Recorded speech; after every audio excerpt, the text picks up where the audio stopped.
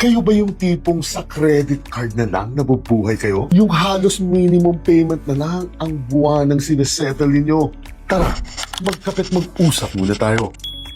Dahil ideally po, ang tamang paggamit ng credit card ay dapat binabayaran ninyo ng buwan-buwan ito ng buo upang walang interes na ma-charge sa mga purchases ninyo. Subalit kung napaggastos po kayo o kaya naman naipit dahil sa isang emergency sa pamilya ninyo, ganito po ang tamang diskarte upang makabangon kagad kayo. Una, proper repayment strategy. Kung may sapat naman kayong kinikita upang mabayaran ang buwanang minimum payments ng credit cards ninyo, pumili na lang po kayo sa alinman sa dalawang strategies na ito upang matapos kagad ang problema ninyo. Ang debt avalanche strategy ay kapag uunahin muna ninyong bayaran ang credit card na may pinakamataas na interes at babayaran nyo muna ng minimum payments ang mga ibang credit cards ninyo. Para po sa mga taong gustong makatipid ng interest payments, ang strategy na ito, ang debt snowball strategy naman po, ay kapag uunahin nyo munang bayaran ang credit card ninyo na may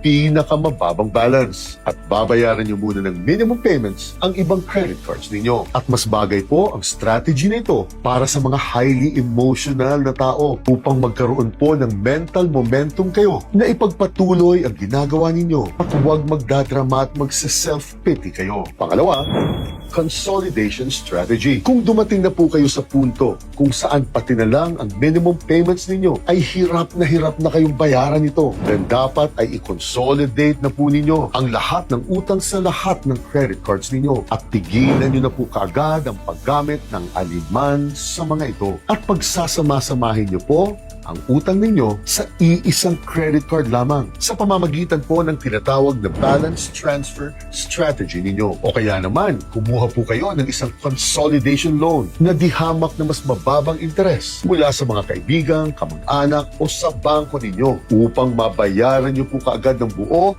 ang lahat ng credit card bills ninyo. At pagkatapos po nito, saka na po kayo magdedesisyon kung gugupitin nyo na ba lahat ng mga credit cards ninyo. Depende po kung kaya nyong baguhin ang spending habits ninyo. Ang isang credit card po ay maaaring tagapagligtas ninyo sa panahon ng isang emergency o krisis sa buhay ninyo. Subalit maaari rin pong isang patibong ito, lalo na kung likas na gastador kayo. Kaya sana po ay matuto lahat tayo sa tamang paggamit nito.